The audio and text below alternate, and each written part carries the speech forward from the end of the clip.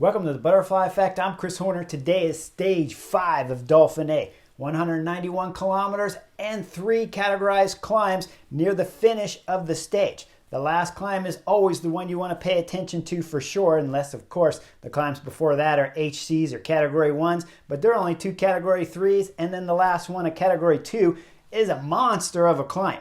Just over 8% pitch and just under 4 kilometers long, so you know what's going to decide something on today's stage if there's a possibility for a stage win, or if the general classification guys really want to battle it out on today's stage 5 of Dauphiné.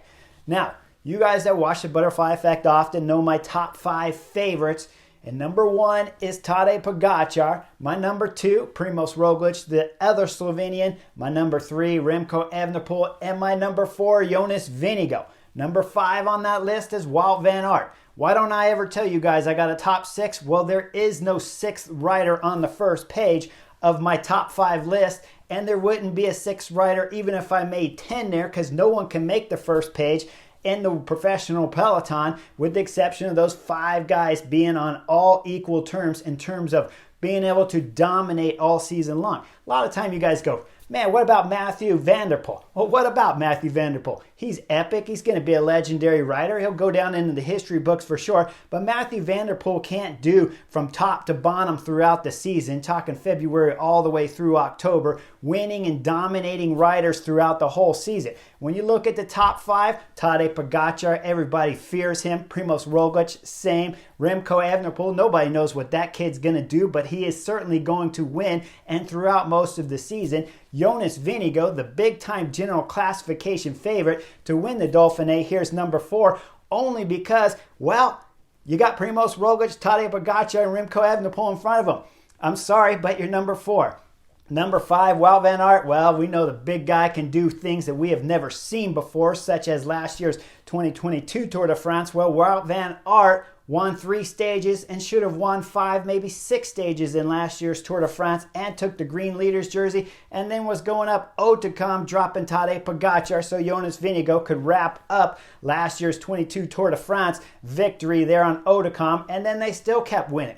That's why those guys are top 5 and on the first page, and why I don't have a top 6, top 7, top 8, because nobody else rides like those top 5. So, when I talked about yesterday's individual time trial, and I said UAE team members, Mikhail Björk, and the directors over there needed to make sure that Jonas Vingegaard's Jumbo-Visma squad had to ride throughout today's stage 5 here at Dauphiné, because Jonas Vingegaard is one of my top 5 riders in the world and on the first page. So you got to make Jumbo ride all the time. You never want to pull the top 5 best riders in the world around when they're racing, and certainly not when they're on form. And we all know Jonas Vingegaard is on form, right? Second at yesterday's stage 4 individual time trial. So we know Jumbo-Visma have a strong team here. You better put them on the front. Well, right away, I turn the show on. We see an interview there from Julian Alaphilippe, who's talking about more or less saying that they're going to defend the whole stage and bring it into a sprint for Julian Alaphilippe after the last big categorized climb summits with 4 kilometers to go. They're going to hope to have a reduced group, bring it into the finish so Julian Alaphilippe can try to win his 2nd stage victory here at Dauphiné. Okay, there's some problems with that. First off, Julian Alaphilippe, Soudal Quick-Step team, is not stacked with a bunch of climbers, so you have to do the math. How do you get to the top of this Category 2 climb that's over 8% with some guys with Julian Alaphilippe that can make it a field sprint afterwards, right? You can't just go into the final climb and say, all right, Julian Alaphilippe, this is all your work now. You got to get from here, 18 kilometers to go at the bottom of the last climb, get up to 14 kilometers to go at the summit of the last climb, and then go down the descent and keep it all together all by your lonesome, because nobody else is going to be here with you. So when you do the math, Soudal Quick-Step, it doesn't make any sense. The better tactic would be to put riders in the breakaway, because when you got riders like Remy Cavagna on your team, you know if you put Remy Cavagna in a front group of powerful guys, there's a good chance he can make it to the finish on a stage like today and win, especially if you don't have a team back there like Soudal Quick-Step pulling, trying to control everything, because UAE team members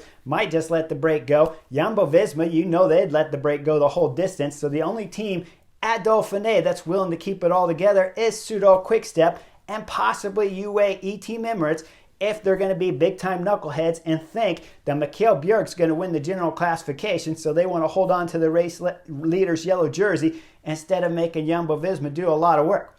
Well, the cameras come on, 60 kilometers to go. We got 6 riders in the front break. Niels Paulet's up there. Edvald Boasson-Hagen's there from Total Energy. He's at 3 minutes 15. Niels Paulet's at 2 minutes and 34 seconds back on the GC. George Zimmerman's at 4 minutes. Jonas Gregor, X, he's at almost 15 minutes back. Thomas De Hint, the breakaway specialist, at 19:25 back there. And then Leon Heinzke there for DSM is the last rider to make 6 guys up there, and these 6 guys are powering full gas. Now, cameras came on at 60 kilometers to go, so I don't know exactly how the break formed, but what I read after the race finished on Cycling News was that break went within the first 5 to 10 kilometers of the stage. Their maximum time was at 4 minutes. When the cameras come on, we look back there. Who's chasing? Well, of course, it's Soudal Quickstep, because Julian Alaphilippe already posted it that they wanted to make it a sprint and bring it down for Julian Alaphilippe and that small group in order to win. Well, Julian Alaphilippe, Soudal Quickstep team's drilling it on the front. They got some help, of course, from the biggest knuckleheads, UAE Team Emirates, driving it on the front because they want to keep the race leader's yellow jersey. And guess who's getting the free ride? Jumbo-Visma's Jonas Vingegaard, the top 4 best rider in the world, at least on my rankings here on the Butterfly Effect. They're getting a free ride. Don't have to do any work for Jumbo-Visma because UAE Team Emirates are going to do it all. So they're going to try to keep the race leader's yellow jersey here. Well, Soudal Quickstep's driving it. UAE's driving it. Bahrain Victorious had 1 guy up there, but I don't know how much he worked. Maybe he did some more work earlier in the stage before the cameras come on, because we're 130 kilometers already into the stage when I'm viewing it from the Chesterfield. Now, they'll pass the finish line here on today's stage with about 50 kilometers to go. The gap is still about 3 minutes for the front breakaway of 6 because they've been powering fast and hard throughout the stage. Everything I read afterwards talking about the stage details, riders said it was a tailwind and it was full gas. They were on the pedals throughout the whole day. So these 6 riders up front here with 140 kilometers in their legs are going to start feeling it when we get into these next final climbs here on stage 5. Well, the climbing starts. They got a 3-minute gap. Then we see with just about 40-45 kilometers to go, EF Education get on the front. Richard Carapaz wants a shot here trying to win stage 5 of Dauphiné 2. And Soudal Quickstep and UAE Team Emirates have kept the gap close enough that EF Education are going to start drilling. Well, the break of 6, you see as soon as they start climbing, they're paying for the big time efforts of holding off 2 professional teams back there throughout this stage. Now their legs are starting to suffer. Time gap starts dropping like a bomb now with EF Education's team up there. We see Richard Carapaz right there at the front with his team in front of him as the time gap's coming down to about 1 minute 10. Then with 28 kilometers to go after they pass the first KOM, you see they're in sight of the breakaway riders up front. Peloton's going full gas. They're getting nervous, right? Going curb to curb back there. You see all the GC teams battling for position with Jumbo-Visma, UAE Team Emirates, EF Education, and Soudal Quickstep all wrapped up at the front. We see EF Education takes over the front again. After going from curb to curb while they're going down the descent, EF Education's drilling it. The break knows at this point in time they're not going to make it in today's stage 5 to be able to have a shot at winning the stage. Well, we're coming into 18 kilometers to go. I'll back it up just about 1K, half a K back there. We see it's Christophe Laporte's Jumbo-Visma on the front of the peloton because he knows the big Category 2 climb is coming. He's drilling it on the front. Just as we're coming into the final climb here, you see him pull off hard to the left, and you see Jonas Vingegaard, number 4 best rider in the world, has come to the front. Jumbo-Visma win the battle coming into the right turn to start the last and final hard climb here of stage 5. And as they're at the front, you see as Soudal Quicksteps, Baggioli, and Julian Alaphilippe start drilling it. Baggioli's going 100% hard. Then the cameras back up. What happened to the race leader, Bjerg? Well, Bjerg came in about 20th position in that right turn. We see the Movistar rider in front of him. That's Matteo Jorgensen there, and he's having some gear problems. That's why you see his head drop down just a little bit. All of a sudden, to the left side there, race leader Mikhail Bjerg has to go off the road, catches some gravel, loses his back wheel, slips down, and crashes here on the final climb at the beginning of the final climb. This is a bad moment to be crashing. Up front, UAE team members aren't waiting for Mikkel Bjerg back there because they know he can't climb. He's not going to win the race leader's yellow jersey here at Dauphiné anyways. So why were you riding for him throughout today's stage? Well, they're not waiting. You see Mikkel Bjerg throw his leg back over his bike. He's going full gas, going through all the carnage at the back of the peloton that's exploding back there as he's dodging from the left side to the right side, passing everyone, trying to get up to the front group. But he's got no chance because while he was back there getting back on his bike, there's James Shaw, EF Education, that was thrown in attack at the same moment that the race leader's yellow jersey was trying to come to the front. James Shaw's doing everything he can to bring this pace of the peloton up there to full gas as we see the breakaway riders are starting to get absorbed throughout the early part of this final climb. James Shaw looks back. He sees that it's Carapaz about third, fourth position back there in the peloton. Carapaz moves out right, accelerates, gets on the James Shaw's wheel, and now James Shaw punches it 100% for about another 50, 100 meters there for Carapaz. Richard Carapaz knows now it's time to go to work. Richard Carapaz, what are you thinking? It's not time to go to work. This climb is 8 to 10% sections, and you have the number 4 best rider in the world, Jonas Vingegaard, back there. Well, Richard Carapaz got a little gap. We look just behind. It's Julian Alaphilippe. He'll close the gap along with Jonas Vingegaard there, and we'll have 3 riders in the front.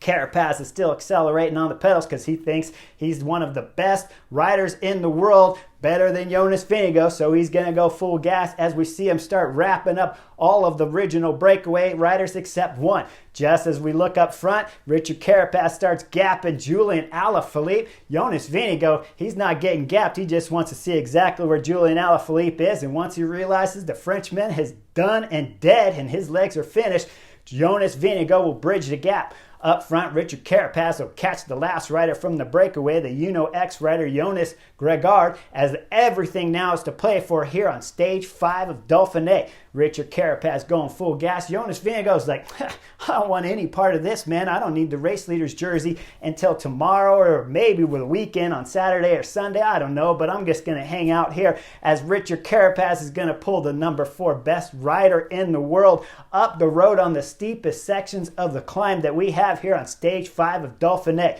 We look behind what happened. Julian Alaphilippe, who got popped, is looking back, left over his shoulder because he needs some help. I can't do it, is what he's thinking. You look back down the list of riders there. Moss is at the front. UAE team members, they're not at the front. Adam Yates is a little back, and then you look further back from Adam Yates. That's Rafael Majka that's way back there in that group of about 20 as it's blowing up all over the place. Race leader Mikkel Bjerg has no shot. When he looks forward, you see the peloton is blown up. There's no chance for the race leader's yellow jersey, so we got a stage victory up here for grabs on stage 5 and a race leader's yellow jersey change for certain with Mikkel Bjerg getting dropped off the back after that crash. Now let's go back up front because all of a sudden we see it's Trek Segafredo back there pulling. They're going full gas. That's Ciccone and Juan Lopez back there. UAE team members can't even pull right now at this point in time with Adam Yates. So it's Trek Segafredo. Jonas Vingegaard decides now, looks like it's a good time to start pulling because the gap that was about 20 seconds has dropped to about 15. Jonas Vingegaard knows it's time for me to go to work. I'm going to go ahead and see how this stage plays out. I didn't plan to take the race leader's yellow jersey on today's stage 5, but thank you, Soudal Quickstep. You've opened up the opportunity, and UAE team members, you knuckleheads, you pulled my whole team throughout this whole stage 5, and now I'm going to start pulling with Richard Carapaz. Jonas Vingegaard's at the front, does about 400 or 500 meters maybe at the most. Then he looks back. He wants some help from Richard Carapaz. Richard Carapaz makes a big mistake because he's riding with the number 4 best rider in the world, and the only rider on the same page is Tadej Pogacar as he comes up side by side there with Jonas Vingegaard. Then Jonas Vingegaard knows he doesn't have anything left, so Jonas Vingegaard lights everybody up with about 1.6 kilometers to go on this final climb of stage 5. Jonas Vingegaard's going solo. We look back there, what's happening? Trek Segafredo has started to attack with Ciccone. Juan Lopez did the first big effort there, and now Ciccone's trying to go across the gap to the number 4 best rider in the world who's on the first page result when you're talking about who's good and who's not here at the European peloton. The gap is about 30, 40 seconds to Jonas Vingegaard with the attack of Ciccone, and then Ciccone's going to get brought back. Now there's chaos back there. Nobody wants to do any work. They're slowing up, fanning out. You see the pace is going to drop. If it's not single file, you know they're not going fast. But when you go up front, you know Jonas Vingegaard is going fast because the time just keeps going up and up and up to the Jumbo-Visma rider who's destroying the professional peloton here at Dauphiné. Now we get up near the top of the KOM. Jonas Vingegaard, of course, is going solo over the top with a solid gap. We look back at the chasers back there, the GC big-time favorites. Well, nobody could do any work going up this climb except for UAE Team Emirates, Trek Segafredo, and I saw a little bit of work from Moss back there. But as they're nearing the top of the KOM, look at the back of the group there in about 19th, 18th, 19th position. That's Richard Carapaz.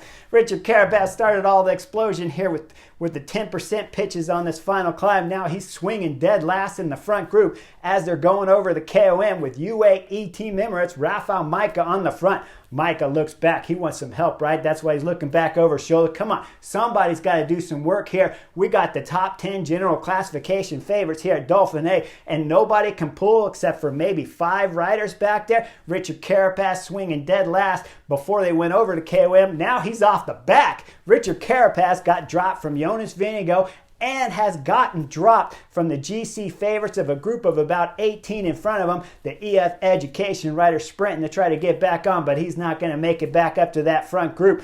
And about the time when he was back there chasing as hard as he can, it was his teammate up there, Esteban Chavez, that was finally taking a pull. Strange time to take a pull for Chavez when your teammate's getting dropped going off the back. But tactically, EF Education, you guys failed anyways. You had 3 guys in the front group. You just had to make it over this final Categories 2 climb. And then with 14 kilometers to go on the flat or the descents all the way into the finish, you attack with James Shaw, Esteban Chavez, who we know has some speed, and Richard Carapaz. If your legs aren't good, like we know from yesterday's individual time trial, you don't attack up the climb with the best rider here at Dauphiné, number 4 ranked rider in the world, Jonas Vingegaard, up here on the butterfly effect. You attack on the flats and the descents after the final climb here on stage 5, but he's getting popped off the back. His teammate Esteban Chavez is pulling on the front. And then the group back there starts getting disorganized all over the place again. As you see, they're coming down the descent, kind of fanning out. Now, Egan Bernal Ineos with about 7.5 kilometers to go. The Ineos rider throws in his attack. Wasn't a huge attack. Looked like he thought, well, they're a little disorganized there at the front. We see it's Moss sitting at the front of the group of GC favorites. He's off to the right side of the road looking left, and Egan Bernal's just riding off in the saddle to the left side of the road. So he's trying to get second place on today's stage because there's no way they're going to catch Jonas Vingegaard, who bombed the descent coming into the town here with about 1.5 kilometers to go. As he makes the right turn full gas, he'll go all the way into the finish, looking back just once out over his shoulder, under 300 meters to go. Then he'll drill it into the line with a little kiss, a little blow to the fans, and thank you UAE Team Emirates for keeping everything together. And pseudo quick step, Julian Alaphilippe, you guys did a great, magnificent job of helping Jonas Vingegaard win today's stage 5 of Dauphiné. Their 3rd win for Jumbo-Visma, winning 2 times with Christophe Laporte, and today's stage with Jonas Vingegaard. With the stage win, Jonas Vingegaard, of course, will put himself in the race leader's jersey. Now, what happened to the GC favorites behind? Well, there was about 17 guys back there going all the way into the line. Julian Alaphilippe jumped with about 225 meters to go, held off everyone to get second on the stage, and then Johannesson, X-rider, rounds out the podium for 3rd on the stage. When we look at the general classification, Ben O'Connor, who flatted coming into the finish, or had a mechanical, I guessed, on the flat part, had a mechanical, will get the same time finishing last in this group, but he'll be 2nd on the general classification at 1 minute and 10 seconds behind Jonas Vingegaard's time up there from Jumbo-Visma. Now, Julian Alaphilippe still sitting 3rd on the general classification, but everyone, UAE Team Emirates, Julian Alaphilippe, and his whole pseudo quick-step team, and EF Education, what were you guys thinking?